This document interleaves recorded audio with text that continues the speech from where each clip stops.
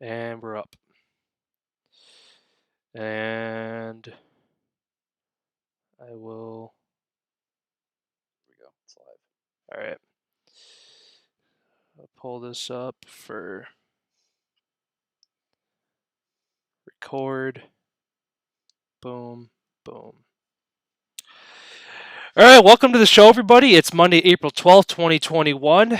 Hideki Matsuyama becomes the first Japanese golfer to win the Masters, and rumors circulate around Aaron Rodgers' future in Green Bay. We got a lot to talk about today, so buckle up.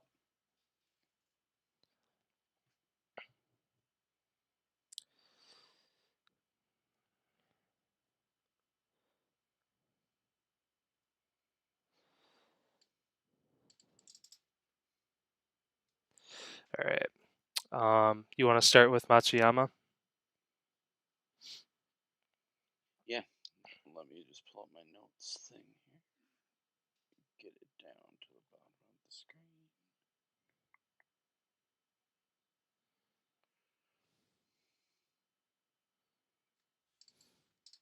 What did he finish to? 12 under? 10. Or 10? Oh yeah, he won by 1. That's right. Yeah, he had a 2 putt to win, and like had a 3 foot putt that he had to sink in order to be the lone winner. All right, there we go. All right. Hey, how's it going today, man? Just fantastic. Great weekend of stuff to go into for the sport or for sports. Masters was yesterday. We can dive into that first. Oh, sorry. Go ahead.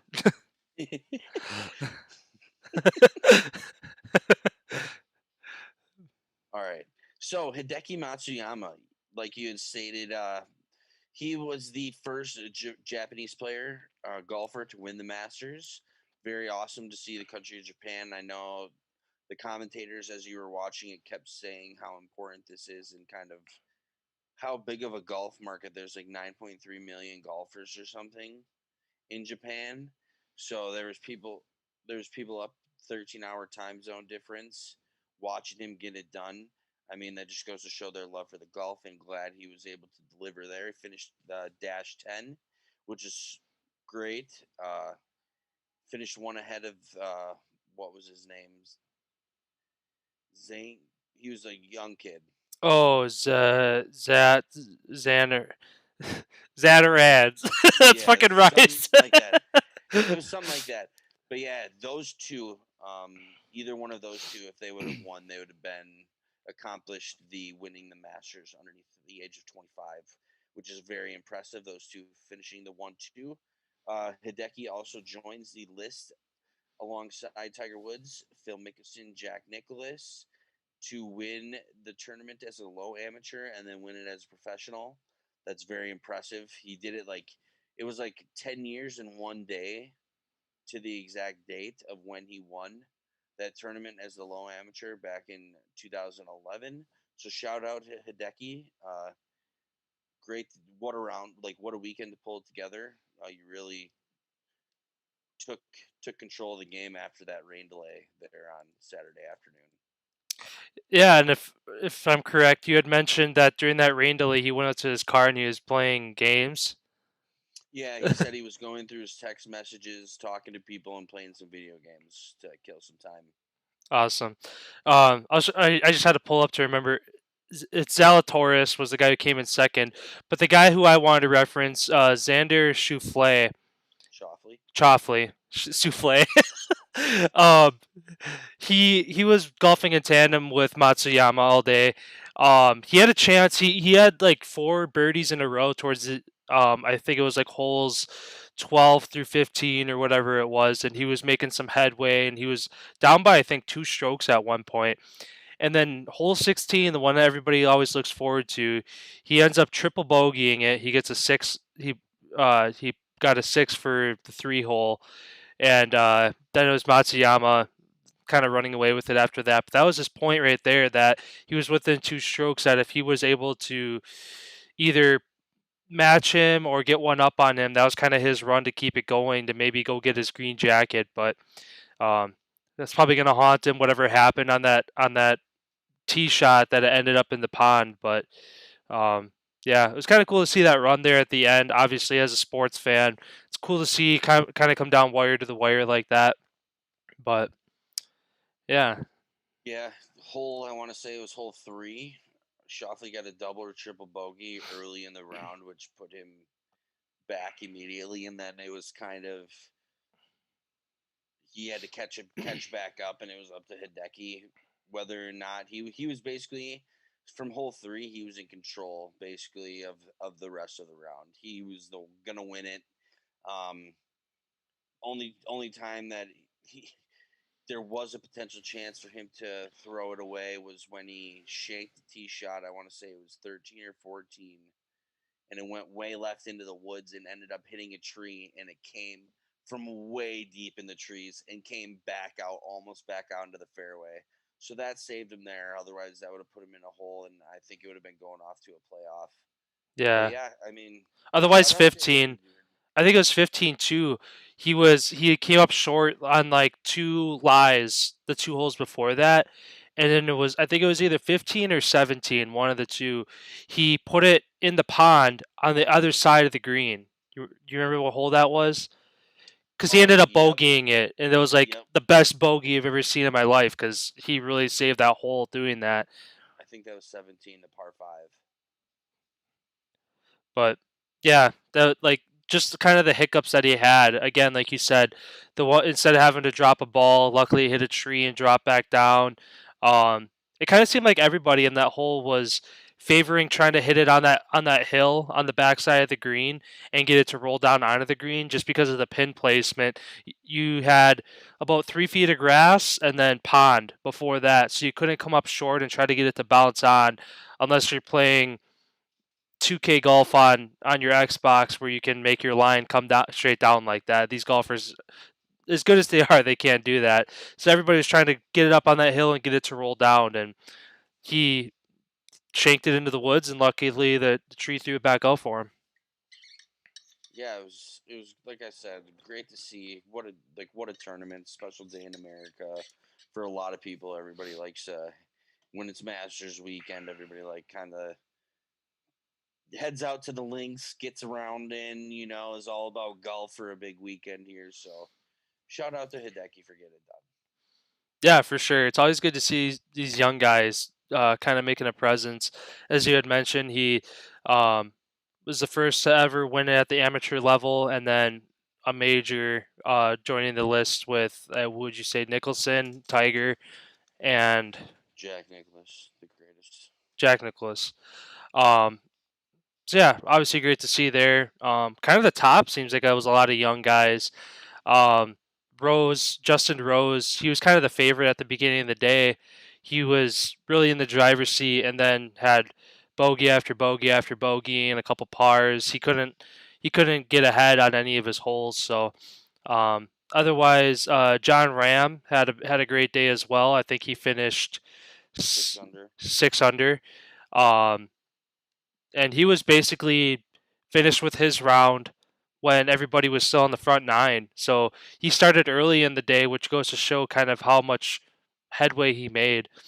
And kind of going back to Hideki, one more point on him is that he finished the day one over and still won the match. It still won. So it goes to show kind of how dominant he was rounds 1 through 3 to have enough of a lead where how often do you see somebody go plus for the day and still hold a lead? You know what I mean? Yeah, he went 7 under on Saturday in that rain delay. He shot 65, the best round this weekend. And I mean, people say after that rain delay, he came out like a different person shooting out of a cannon, like just all over it. So it was good to see him hold on to the lead. I know a lot of players say it doesn't really start to the back nine on Sunday. And that's kind of what we got into here. And he knew how many shots he could give himself and how that last hole, how he set himself up to where he could have two putted, just getting it close, knowing that it's his to lose, basically. So shout out again, Hideki. Yeah, and just I guess one more point on golf. As far as kind of what our guests look like this week, just to give a quick rundown. Um, we do plan to have another guest on this week, for golf related. Josh Mayer. We're kind of still working out the details with him. So just kind of one more point for golf before we switch gears here to, I believe, the NFL. Yeah, so diving into the NFL here, rumors have been circulating in Green Bay talking about number 12 MVP Aaron Rodgers, Super Bowl champion as well. Um, it I don't know exactly where these rumors are coming from, but somebody had cited that it has come from within the organization. So who knows if that's Mark Murphy? Who knows who's saying what? But rumor has it that they did not make any big time free agency moves this season, this off season, because of Aaron Rodgers' contract. Whether we don't know if they're renegotiating since he only has that 1 year left in guaranteed money of this year. So basically, this is kind of the last year of his contract unless we re-sign him or whatever, because he's 37 years old and he ain't gonna play without any guaranteed money. So there's a big thing there. And then an interesting statistic that I found while looking into it is that the Packers are dead last in free agency money used from 2011 to 2017 before they finally gave Rodgers his big deal, which was his last one. The Packers have spent $181 million over that span for 39 different players that we've acquired in free agency. The top at the list is the Jacksonville Jaguars. They spent $835 million for 73 different players, and the NFL league average through that span is $437 million. So, Colin, just asking you here, the Packers spending under a fourth of the NFL league average, do you think that has contributed big part of the Packers going 1-4 in NFC Championship games these last 5 seasons? Oh, of course. I mean, the free agency, as much as it's kind of because it's in the off season, doesn't get a lot of attention.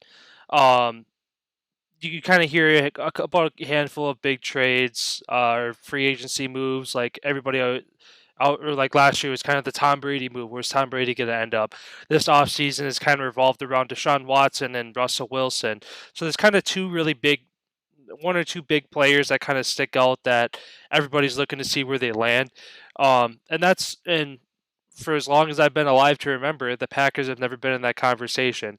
The biggest free agent signing that they've ever got, uh, Reggie White back in the '90s was kind of their biggest move ever in free agency, but that was 20 years ago, 25 years ago. So yeah, it definitely plays in part to their lack of success of being able to get to the big game and not only get to that big game, but be able to be like to win it. And back in 2011, when they did get a Super Bowl, I think they just got lucky with all their cards falling right. You had a lot of guys in their prime: Greg Jennings, Charles Woodson, Donald Driver, Nick Collins, Tremont Williams, um, AJ Hawk was even, or yeah, he was still there. Yep. AJ Hawk, Clay Matthews when he was kind of getting into his prime, and then on the offensive end, Aaron Rodgers when he was kind of at the beginning of his prime. You had, um, yeah, that's kind of it for kind of the big names. But again, those are all big caliber guys that you had all lined up to have really an MVP caliber season all at the same time, which goes to show why they went on to beat Pittsburgh in the Super Bowl. But they just kind of let it like happen where it's like it's almost coincidental. They don't go out and make changes to say, okay, we're going to go out and spend money and go and get these guys to make a Super Bowl run this year. They more or less kind of hope the cards fall into place year after year, and it's been 10 years now since it seems like they've fallen into place, since they won a Super Bowl or even made it to the Super Bowl for that matter. So yeah, free agency is a big part of it. And kind of looking on the flip side of it, you said that they've spent 181 million in over the last 10 years. Bill Belichick spent that in fucking 4 hours. No, that was just from 2011 to 2017 before they paid Rodgers. So this is So just showing the fact that before they were setting up Rodgers for his big deal, we never locked in anybody or even tried to go get anybody to come in alongside of Aaron and help win. yeah. So for 6 years then, so 2011 to 2017, they spent the amount of money that Bill Belichick spent in 4 hours. Yeah. So and it goes to show Bill Belichick, Patriots. Look at the dynasty they had for 20 years. He knows what it takes to go out and get it done. And obviously above him, like he doesn't make all his decisions as far as free agency. He needs the nod from the GM, the executives, Kraft. yeah, and Kraft. So yeah, it's not all him. So that goes to show. I'm sure, like having Lafleur in there now, I'm sure he wants to go out and make changes, but the higher ups probably, I'm assuming, are kind of stepping on his toes and saying no, you can't go out and get these guys and stuff. And kind of going back to Rodgers, supposedly they haven't released names, but he's been kind of recruiting, reaching out to players to try to get him to come to Green Bay. And again, that's just speculation. That could just be somebody blowing smoke because there's no names tied to it. But at the same time, I don't doubt that he's trying to go out there and get guys. But at the same time, I feel like he knows why waste my time because I know they're not going to go out and get them. I could sit down with my head coach and all the executives and say, "Hey, I built a really good relationship with this receiver over in whatever team they're on. You guys should go out and get him." The Packers are really the only team that are going to do that. I feel like if Aaron Rodgers is on any other team, they'd say, "Oh yeah, okay, we'll get him. We'll go get him. We'll do whatever it takes." And the Packers just kind of keep blowing him off. So Do you think that is because we don't have an owner, like a one guy calling the shots? Do you think it could be because they need like a majority vote and you haven't really split between the upper management of the Packers? Like obviously we don't know the inside how that works or anything, but just from the outside looking in, it almost seems like dead last in spending free agency money to try to get someone. We don't really do anything in the draft. We don't really make any crazy moves. It's like we're kind of that middle of the road team, like you said, hoping all the chips fall, like everything falls into place perfectly to make that Super Bowl appearance. Because time and time again, it's like 1-4 in the NFC Championships games. It's like we've been outgunned in talent. Like it's not because we haven't been a good enough team. We are a good team. We just don't have enough playmakers like when we won the Super Bowl. It's like Woodson, Hawk, all those guys. It's like we had a like my personal belief is that you need like three very good players on defense in order to win a Super Bowl. You need a defensive lineman, a linebacker, and you need either a safety or a corner who can shut it down. You need one at every level in order to win. And we had that. Clay Matthews, that was his best season probably ever. AJ Hawk was in the middle, and then you had Charles Woodson in the back end. hmm Like we were BJ just BJ Raji and Collin Jenkins were both great defensive linemen as well. So to kind of throw their exactly names into the equation. we were stacked. Like Tramon Williams when he was still at the top of his game. Like we had a great defense and our offense was good. You know, Greg Jennings he was good. Driver, obviously Packer Hall of Famer. Jordy, Packer Mhm. Hall of Famer. Like Randall Cobb, he was that was probably I'd say his prime as well. Like for instance, like that team just we did go get Woodson though, didn't we? Yeah, he From started on the Oakland. Raiders. Yeah. So there's a move that paid off. You know, one of those big moves where you went like going to get the Smiths. I think that was a good move. Maybe we let Preston walk 91. Maybe we let him go and try to get some draft capital back. Or, yeah, I'd say try to get draft capital. You ain't going to get a wide receiver for a D lineman. So, or a linebacker, I should say. No. So, And kind of and one thing we've talked about with kind of the Packers, how you mentioned, so there's some good guys on the line, kind of the we'll throw Zadarius Smith into the line equation because he's an edge rusher. That's like that's his title. He's not a linebacker. He's not a defensive end. He's an edge rusher. Is technically his title. So you have him on the line, and then you have Jair Alexander on the back end. So kind of like you said, where you need one guy at each level to build a good defense. That's the problem with the Packers' defensive scheme is they only have one linebacker. Well, it was. Who knows what Well, it's like. yeah, now with the new D coordinator, hopefully he develops either a 2 or 3 linebacker system. I hope it's a 4-3. Yeah, that'd be ideal. But kind of like you said, we're missing that middle component where there's blown coverage over the middle. There's um, running backs busting for big runs because if they get past the line, there's one linebacker to tackle him, and if he doesn't get him, then it's basically 8 to 15 yards before the next guy is going to touch him, whether it's a safety or a cornerback. So, Yeah. so that's a Yeah. problem where you need 2 or 3 linebackers so that they're all crashing to the ball on a run play, and you don't have one guy covering the middle third of the field from 5 to 15 yards. That's a big area for a slow guy to cover. Well, and that's how Pettin designed his defense was. Like I do recall, I do want to say I'm not saying this is 100% accurate, but I do want to say that the Packers have been one of the top teams that all they do is run zone. Like they never really run man coverage. They just run zone a lot of the part. So that linebacker who's in the middle on an island. You look at all the like the NFC Championship, like the every time that we play teams, even regular season, still to this day, look at teams with tight ends who are good, can pass and can block. We get shredded because they run a receiver coming across the middle and the tight ends going across, and the linebackers got to pick who am I taking. And obviously, it's easy for the quarterback to say, "Oh, they're in zone. There's only one guy here. There's 2-on-1. One's going to be open. One's not going to be open." Like it's our. And then for the run defense, like you just said, you have one guy who's got to fill back in that zone. Obviously, your first steps as a linebacker is always forward. So you're taking those steps forward, you're drawing yourself in. The guys behind you are backing up because they're in zone.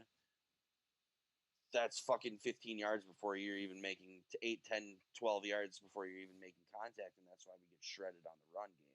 Mm-hmm. We don't have guys to fill the hole. There's one guy who's got to pick the right hole every single time and basically get lucky. Well, not get lucky. Blake Martinez was a machine. He was a tackling machine. I think he led the NFL last year in tackles as well. Mm-hmm. He was just an animal. Like he's everywhere. But it's like one guy. How much can you really get out of one guy doing that? Like he's good at stopping the run, getting the tackles, but pass coverage he was weak. And then you get Kirksey last year that we bring him in. Great run stopper, sucks in the pass game. It's like maybe in the draft we take a linebacker who can step in there, who's that both kind of role where you can catch, move, DB tendencies with run stopping ability. Like we just need to find like a freak. Mm-hmm. And especially with kind of the trend of the of NFL quarterbacks as well, with the dual threat of uh, guys who are mobile, having a one linebacker system is going to kill you too because on pass or in a lot of pass plays, one of your linebackers has to play spy on the QB if he's a mobile guy. You kind of have one guy who just kind of floats and makes sure he's keeping an eye on the quarterback. That way, if he breaks, that's his guy. Well, in a one linebacker system, if he's spying watching the quarterback, you can go cross routes all fucking day and get 10 15 yards because that linebacker is focused on the QB waiting for him to scramble, and you got tight ends and slots running cross routes right behind him for wide open plays. So like you said, I think going out in the draft and maybe getting 1 or 2 linebackers, I think, or like they have some young guys who show promise, like Oren Burks and Ty Summers are 2 guys that are or in their second and third years, I believe. Um, that should develop really well. Hopefully, with a 2 or 3 linebacker system, they get some more play time because they never really see the field. The only time they're around the field is special teams. Um, so yeah, hopefully the new D coordinator comes in and reshapes that defense because that's been the Achilles heel for the Packers in the last couple NFC championships is just getting torched for big runs and stuff over the middle because one linebacker is trying to do it all, and that's just not the way of the NFL anymore. I just hope to God that the Packers restructure his contract and we keep Aaron in Green Bay for his whole career. And I hope someone realizes that Rodgers isn't 20 years old. We don't have 20 years to get this guy a team. Like we got to do this like now if we're gonna do it. So come on, Mark Murphy, whoever's making the decisions, like let's get ourselves. We're great at tight end. Funchess, we'll see how he works out. But if he's not working out by the trade deadline, we need to get a guy. Like we need a guy to come in and restructure. Dude, talk to Tampa, see what they did to restructure all their deals. Like make something happen here where we can go get a guy because we need one. Yeah, kind of sticking with again talking about Rodgers. I saw earlier today Stephen A. Smith kind of went off and gave his take about why Rodgers should get out of Green Bay. Obviously, both of us as Packers fans want to see Rodgers stay in Green Bay. But put that aside as a Packers fan and as somebody who right now this conversation we're not Packers fans, we're Aaron Rodgers fans. Does he look to try to get out of Green Bay to go get another ring and get treated better as a leader of a team, or do you think he toughs it out and stays in Green Bay and might just have kind of a lackluster last couple years before he retires? Well, being a Rodgers fan, just listening to what he has to say, how he wants to be a Packer. Um, Obviously, in the sports industry, that's not up to the athlete. It's a business. So if we decide to let him go, I hope he does go somewhere and does get himself a ring. But um, with him wanting to be in Green Bay, him being the face of the Green Bay Packers, kind of even before Favre was even out. I don't know, man. He's kind of the king to the throne in Green Bay. Everybody loves Rodgers. Like he's treated so well. Like the only thing I can say is like not really happy with how the organization. Obviously, nobody knows they could already have a deal worked out where everything's good to go and everybody knows what's going to happen and all this. This is just speculation, but because we nothing has came out publicly or there's any hints leading that they are close to getting a deal done or are working on something. I mean, it's kind of shitty that we just are stringing along potentially one of the greatest quarterbacks to play the position, especially for the Green Bay Packers. He's definitely up there as one of the greatest Packer quarterbacks to ever play in the legendary franchise that we have. Um, I just hope, and in Green Bay, like if we just figured it out and said, "Fuck waiting, let's put our chips all in you. Let's go." Like Rodgers said, he's got like 5 to 7 more years in the tank. Okay, Green Bay, there's your table. We got 5 to 7 years to go at it again and again and again to see how many Super Bowls we can win in 7 years. Like that's basically what Rodgers basically said, not saying it that way. So being a Rodgers guy, it's like if Green Bay doesn't give you if they don't want you, go somewhere where you basically can run the show like Brady did late in it. Like he only chose Tampa because he knew that he could basically probably Bruce told him you do what you got to do. You've won how many Super Bowls? Like lead us. Hmm. Yeah, and Arians came on multiple times and said he's like, yeah, I'm the head coach of this team, but I, he's like it's all his coaching staff, his players, and obviously like that's something a coach should say no matter what.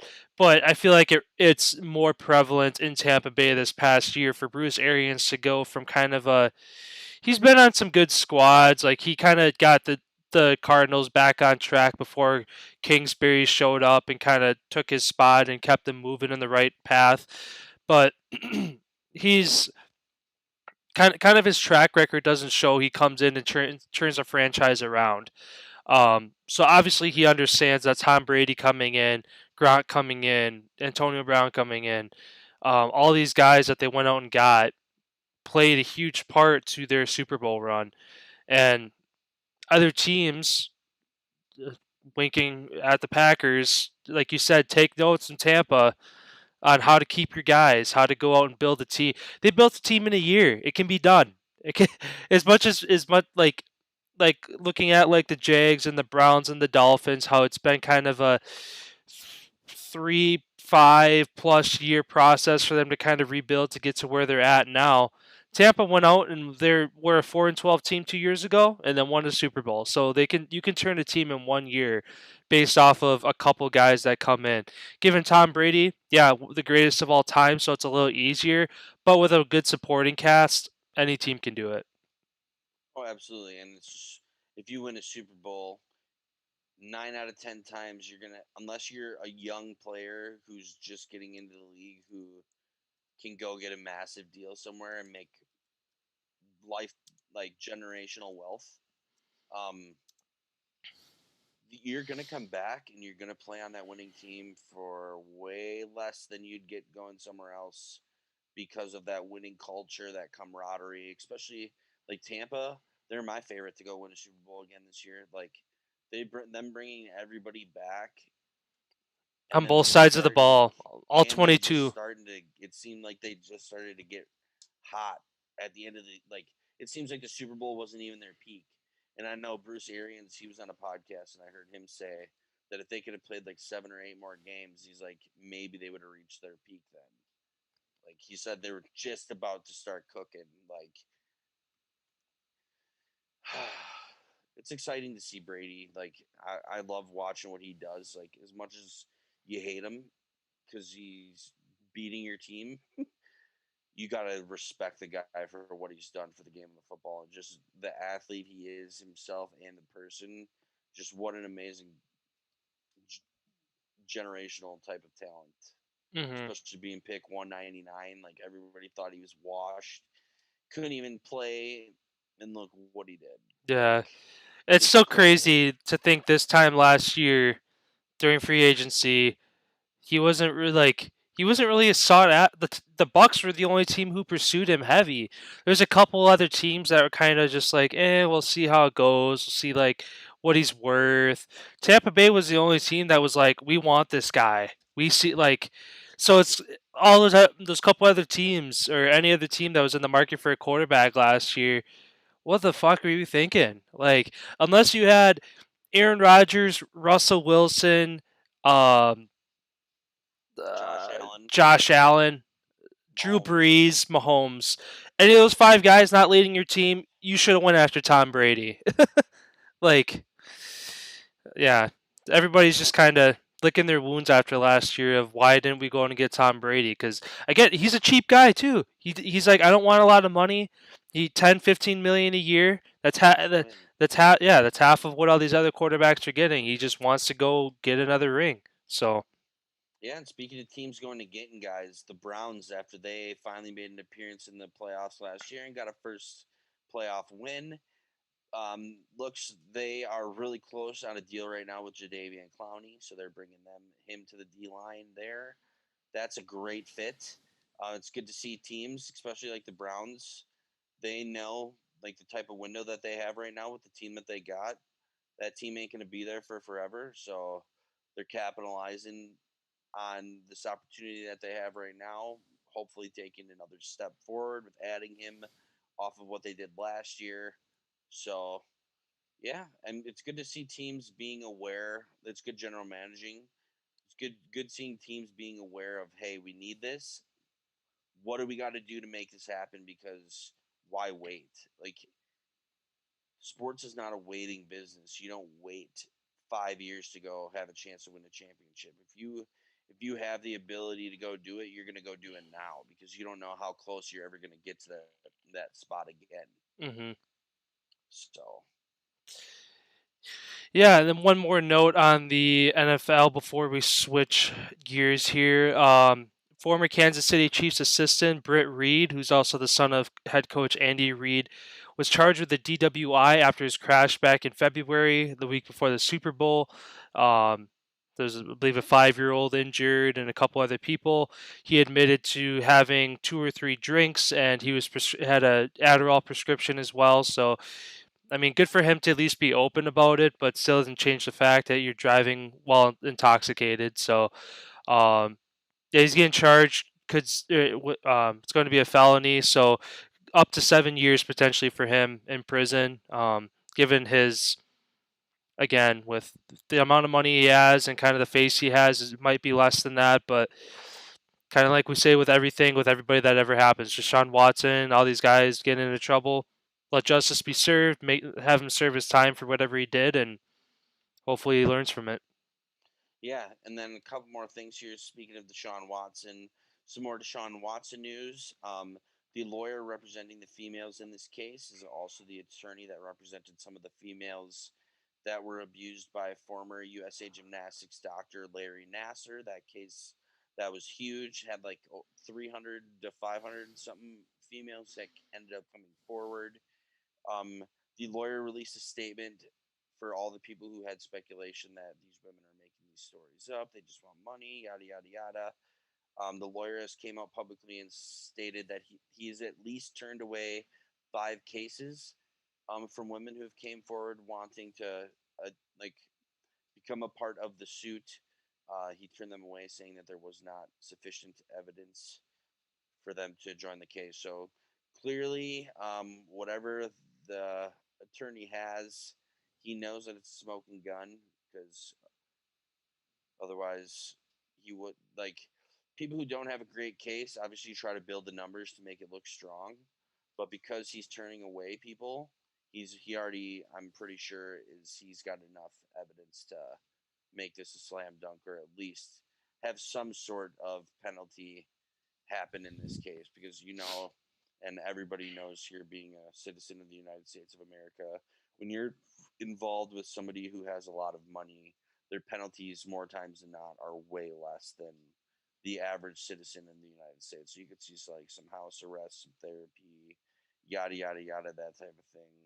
Might not get jail time, but if this was anybody else in the United States, they'd be facing plenty of years behind bars. And I don't think everybody would be treating this so nicely as this kind of has been playing out here for Deshaun. And then the last thing, Eddie George, Hall of Fame running back, takes the Tennessee State head coaching position for college. So great to see great players wanting to give back, like you see Deion Sanders, what he's doing at Jackson State. You have a handful of guys who've come back and involving themselves make the sports better. Like having people who got it done being able to share their experience and wisdom with younger players who are about to experience that same thing only makes the experience that much better for the athlete going through that moment if they kind of already know what to expect and all that sort of jazz. That's like why the NHL in the United States especially is becoming relevant again, and a lot more players. You're starting to see people from Arizona and California be noticed and starting to play hockey a lot. Like 5, 10 years ago, it was all Midwest, East Coast. You didn't really hear anybody coming out of the western part of the United States that played hockey. Now you're seeing Texas, California, Arizona, like I mentioned, Oregon, Washington. Like there's a lot of people who are starting to get noticed playing hockey, and that's due to NHLers staying where they retired and building a family, getting their kids involved, kind of getting their hands involved on these young kids to make make the sport of hockey better, especially for the United States. Like it's awesome to see athletes really return because obviously when you're an athlete, all the fame, all the money, all the glory that you get while you're playing, you want to give that back when you're done for really appreciating what you really got to have and what you do have in your life. Like you always want to be appreciative and give back every chance you can. For sure. Um, yeah. Do you have any more points in the NFL? No, just not really just NFL related, but just all sports. The state of Maryland has announced towards the end of April here they will be allowing 10% capacity in their stadiums. So looks like everything's been trending up. I haven't heard any really crazy outbreaks from in Texas after they had the 40,000 in their stadium for opening day. You are hearing of some breakouts happening around the world again now, like Italy. Other places are starting to have spikes again. So everybody just be careful. That vaccine's going around. Do what you wish with that. Yeah, I mean, we're still in question times like the NFL, how they came out and said there will be full stadiums for this next season. It's just like it's not looking that way right now. So touch and go. We will see. We'll see. We'll see what happens here. Yeah. Kind of switch gears to MLB here quick for our MLB minutes. Just some series that finished up yesterday. The Dodgers sweep the Nats 3-0. Pirates end their 6-game skid Sunday against the Cubs 8-2. The Red Sox sweep the Orioles. Padres sweep the Rangers, and our Milwaukee Brewers win their series 2-1 against the Cardinals. And this evening they start another homestand against the Cubs. Uh, Yesterday, the Phillies went off of a phantom run due to the replay booth kind of screwing up on their end. And from what you said, the NL East that's the second game in 4 days that's happened. Tim Locastro sets an MLB record for 28 stolen bases to start his career. And the last point to note, free agent pitcher David Carpenter is suspended for 1 year after a drug violation. It's good to see the MLB staying consistent on cracking down on these guys for using like being a professional athlete, especially with how they've incorporated the whole CBD marijuana thing, how they're lenient on what you can and can't do. It's so cut and dry. Like, why you gotta? Why? Like, you Yeah. see, time. You see guys like who was it in the NBA? You see that quite a bit, or maybe it's not the NBA. Illegal substance. You see guys like missing a game or getting fined, or oh man, I don't remember what exactly sport that happens I most mean, frequently.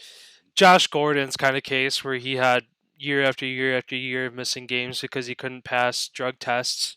Well, yeah, he had a cocaine and alcohol addiction, so that's a little. And you know what you're getting when you are signing these guys. It's, Yeah.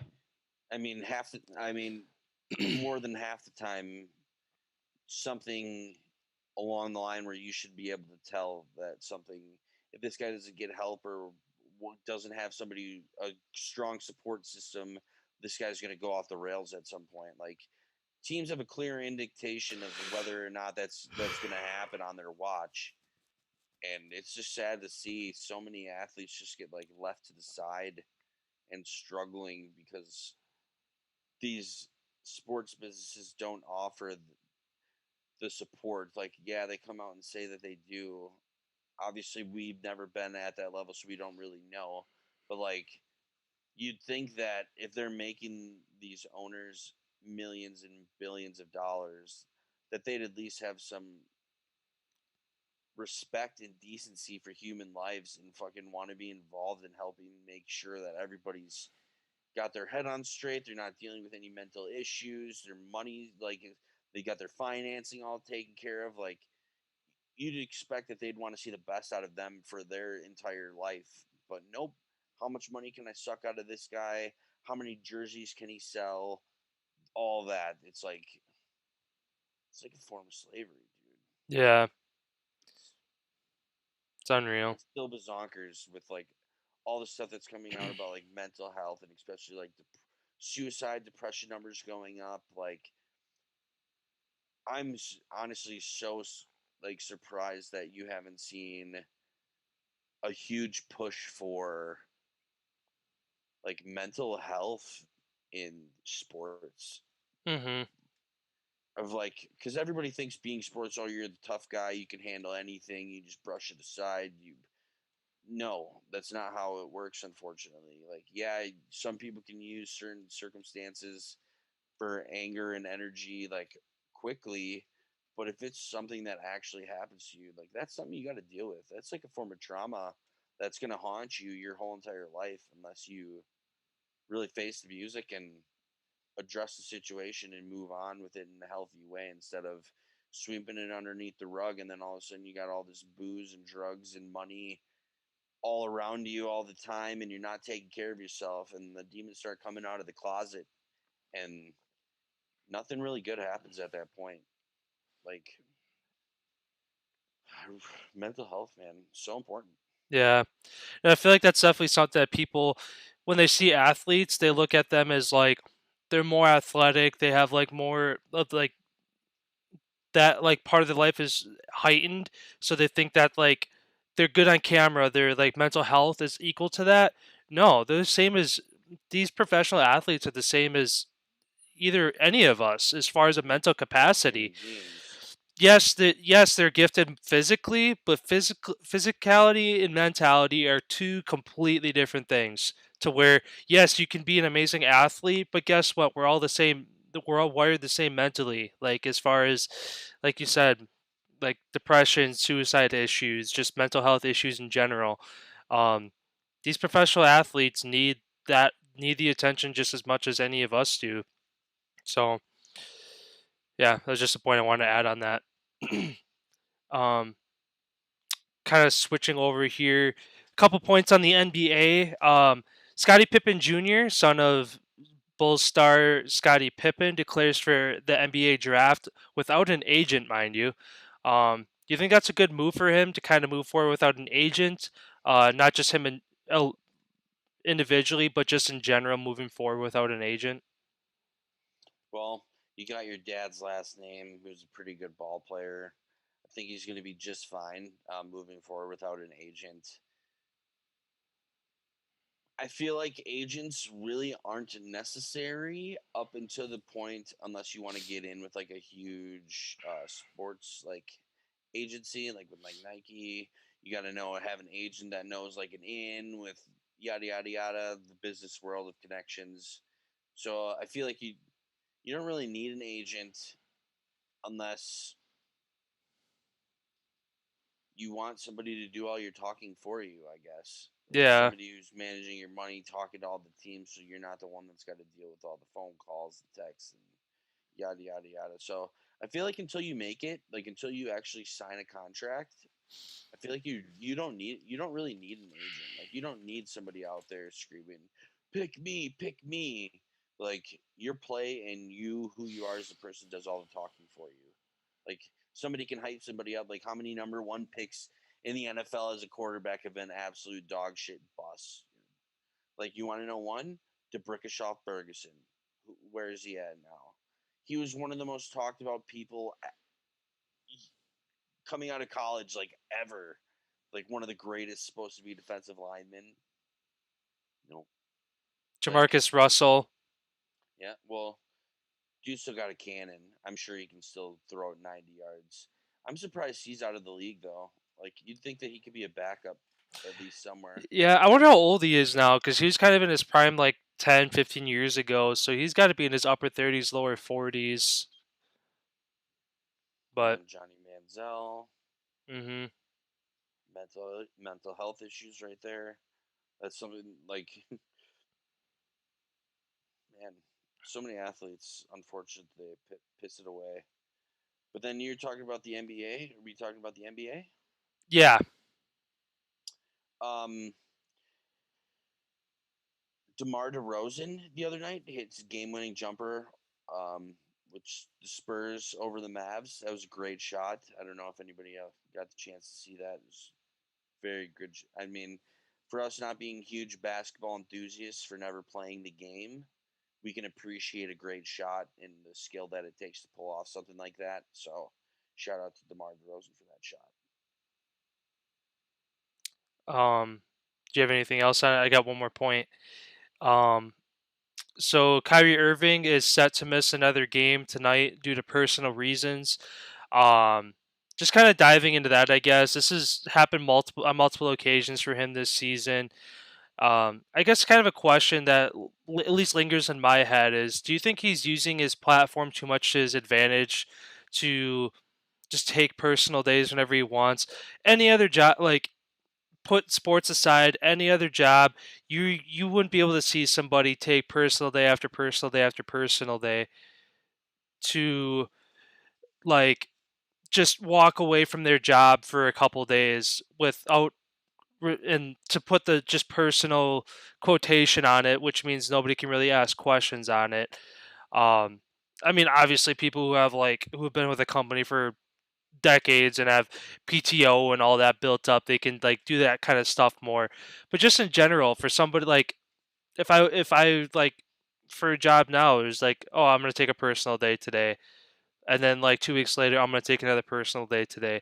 Eventually, that racks up to the point that hey, you're not coming in and doing your job NBA wise. Hey, you're not showing up on the court every night. You're taking a day off every other week. I guess where do you kind of weigh in on that? Where guys just kind of take a personal day once in a while to just step away for whatever reason they have. I mean, you'd like to give him the benefit of the doubt and think that it's a good reason that he's stepping away and not that he's just choosing to just sit out to sit out. Last season he played he missed. I think he only played like 20 games, all of last season, and it's just like a lot of that was personal, and then him choosing to sit out of the bubble, personal reasons. Like maybe he's one of the few guys who has mental health issues, man, and maybe they've worked something out to make it work for him and adjust to. He's a hell of a ball player, Oh yeah. so it's like I'm willing to if I can get you for 20 games a season, that's gonna help us win and like have you in the playoffs. Take as many personal days as you need to get your head right. Like maybe he's going through something like with this whole personal thing, like you said, with nobody really being able to ask questions or anything. No one really knows except for himself and the management of the team what's going on. And none of that'll ever get out in this case. No. But you wonder if Yeah. it is mental health issues. I mean, he's a fiery guy, just got ejected. Like it seems like he's a hot-headed guy that just loses it, like how he got ejected the other night, saying With how Dennis things, Schroeder. yeah, saying how something being called the N word, he doesn't appreciate it or something along the lines like that. So he lost, and it's just like, man, you're playing sports for money at the highest competitive level. People are gonna say whatever they want to say to you to get underneath your skin just like that because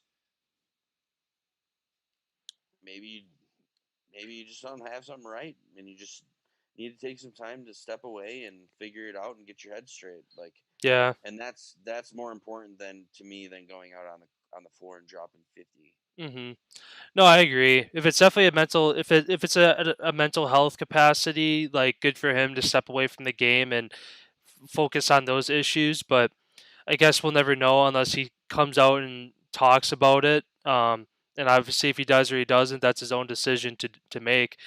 But just as a spectator, I'm just from this perspective of kind of I mean, it's different than LeBron sitting up for rest for a night. I don't like that because a kid son takes his or father takes his son to his first NBA game ever to go watch LeBron James at Staples Center. He sits out for the night for rest. I don't like those kind of situations, and I guess that's kind of how I look at it for Kyrie. Somebody goes to a Nets game, wants to see Kyrie ball out, and for personal reasons he's not playing tonight. It's kind of in the same category, but also because it's just under the personal reasons category, it's hard to draw conclusions as to why. Because if it's at a mental health capacity, good for him to take that time away. If it's I mean, a death in the family, fine, but if it's really anything else, it's like, why? Like, what else do you need to take that much time off for that often?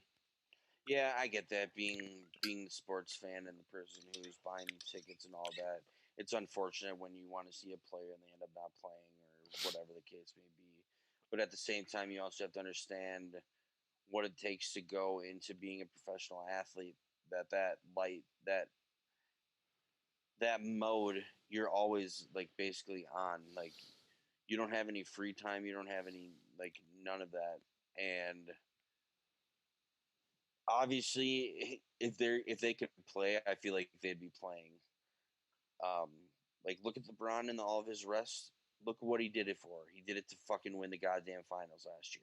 Yeah, That's why he did it. He didn't do it for no pointless reason. Like there's a there's reasons why he sat out so that he could get that done. It's not like on a whim, oh, I'm just gonna take tonight off. No, that shit don't fly in sports. They'll no, send you down no matter who you are. Obviously basketball is a little bit different. Football is kind of a little bit different too.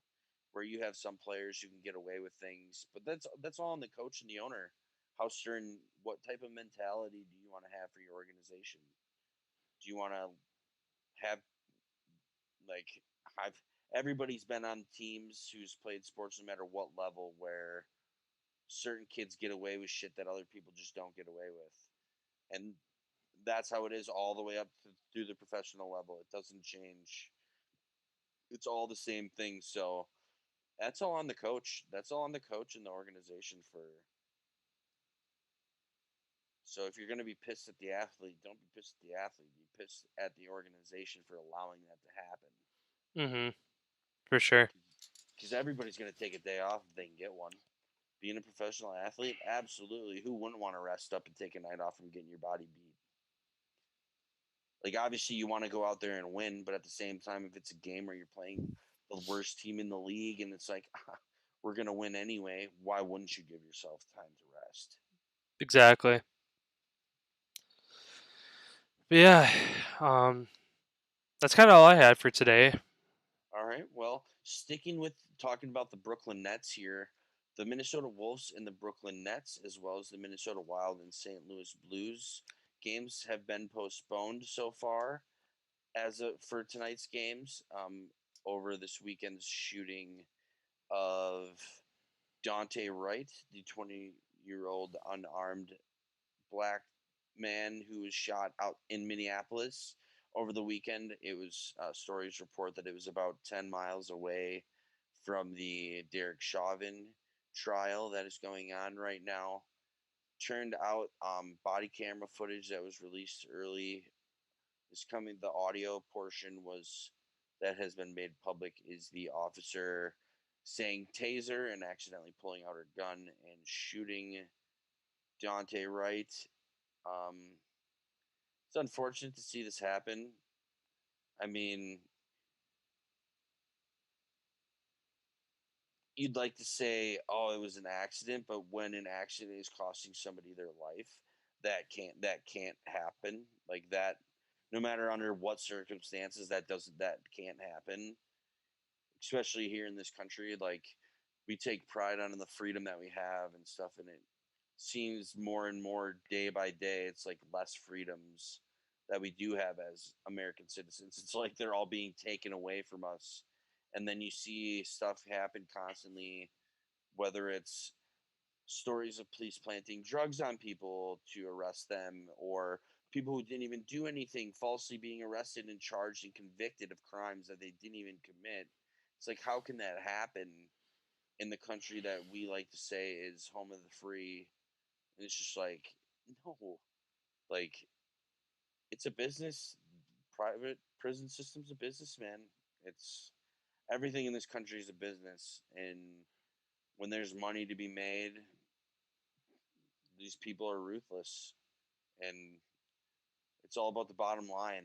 Like whoever invented the business model of the bottom line is the only thing that matters. Where that's got to keep going up and up and up and up and up, and it doesn't matter what we have to do.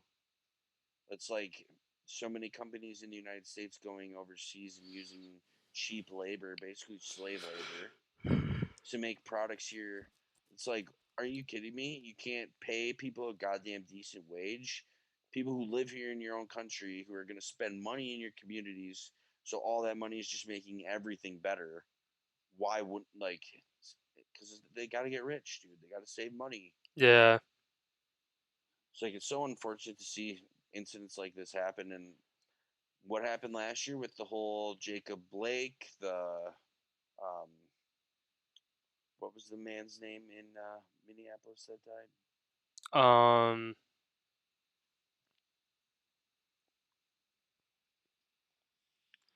I'm trying to think. Why Um, am I blanking so hard right now?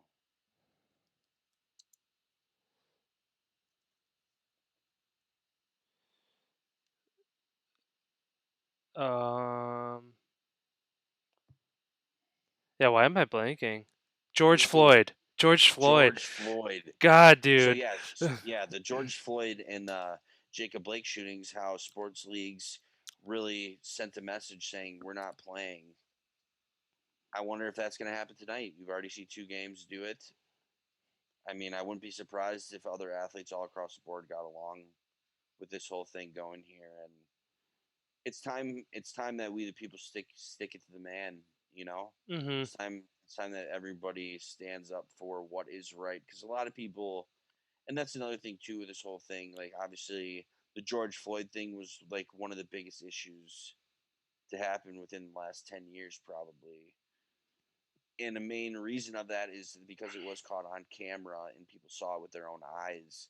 Where people, so many people probably here in the United States go their whole entire lives without seeing something so horrifying, or no, that doesn't happen. Like hearing stories and then not believing it because you never imagined to see something like that happen, and then you see it, and then you really go and wonder how much does this actually happen? What really needs to happen?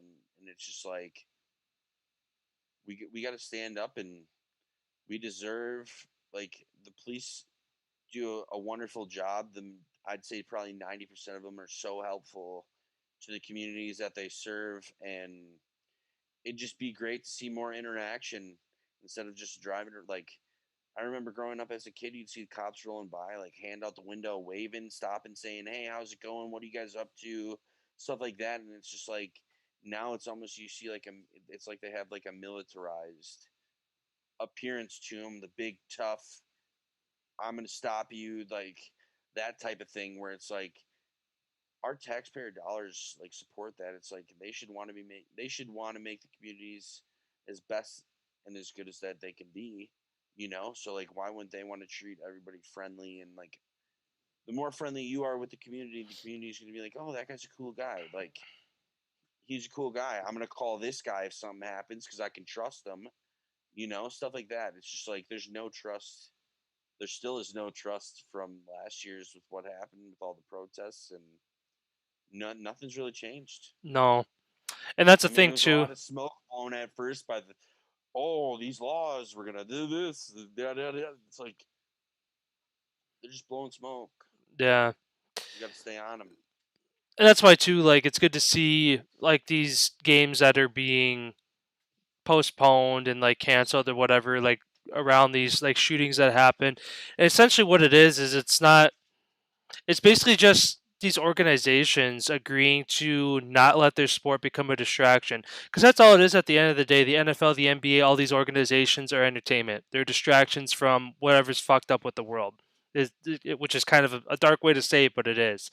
So basically, if everybody can get on board and say, no, we're not playing any games tonight, it's bringing awareness to this issue.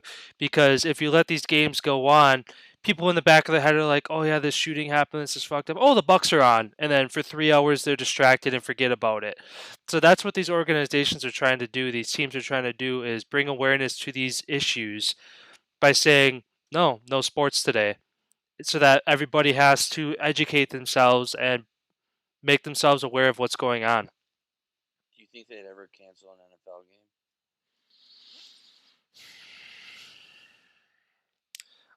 I would like to say yes, but unfortunately, I don't think they would, because kind of like we talk about, the NFL is kind of its own government, where they run the show through COVID. Yes, they've had to take a couple steps back, but at the same time, they haven't really missed a beat. So they kind of just slide some stacks under the table and still do whatever they want. Um, I just wonder if it'd be another Kaepernick situation where you have guys saying no, playing today is not more important than this issue at hand, and then okay, you're done from the NFL. Like, I just don't think the teams have enough. I don't think the players have enough balls. you need to get multiple people. Unfortunately, Colin Kaepernick, I'm sure But when he did it, he was hear me out hoping. though. They do a strike, say the players all say we're not going to play. NFL owners go, okay, we'll find the next however many athletes are out there, because only 2% of college athletes end up playing pro sports anyway. How many athletes would be dying to come play for our team for $100,000?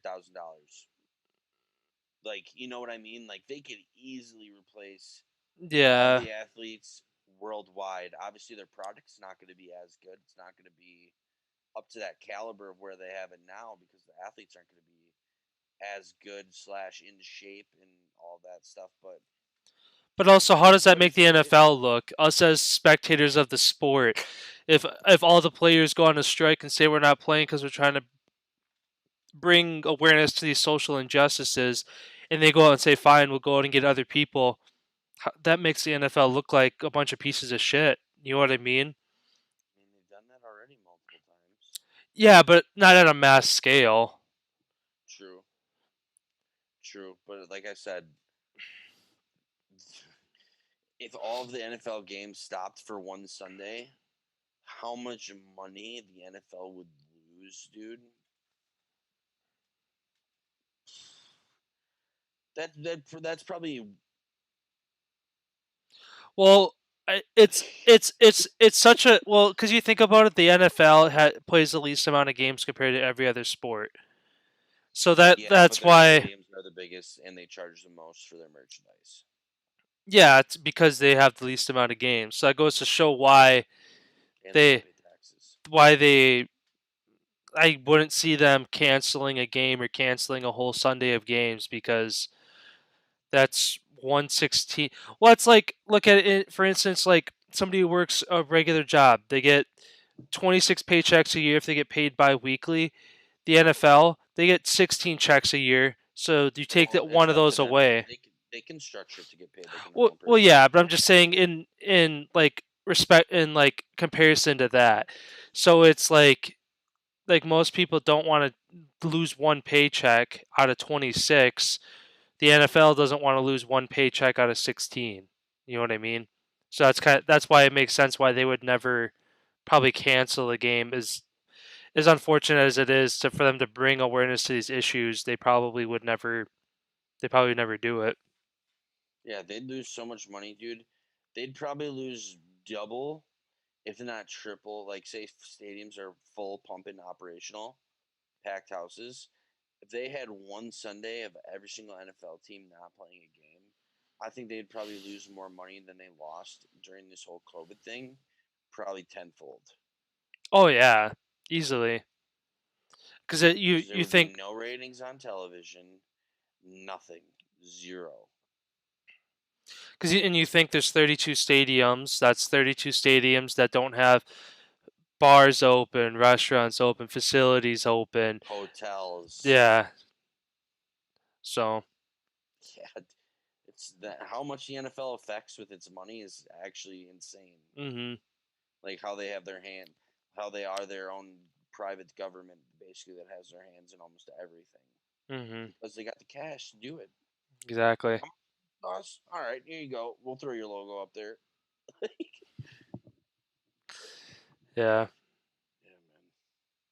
But then, yeah, just really quick about the NHL here before we wrap it up. There will be no hockey talk today.